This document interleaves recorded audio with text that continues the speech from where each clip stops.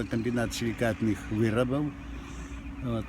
Заправочная станція Трайпі, льодовий дворець, який він побудував, і який він утримував, один гэта в Беларусі, який утримувався не за гроші держави, а за гроши Трайпла. Мы относились к нему с уважением, потому что он сделал много для Березы.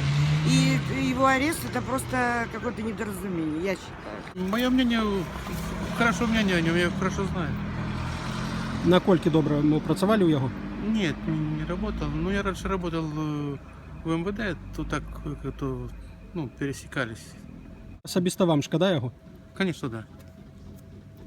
Вроде нормальный мужик, хороший. Каждый должен отвечать за себя.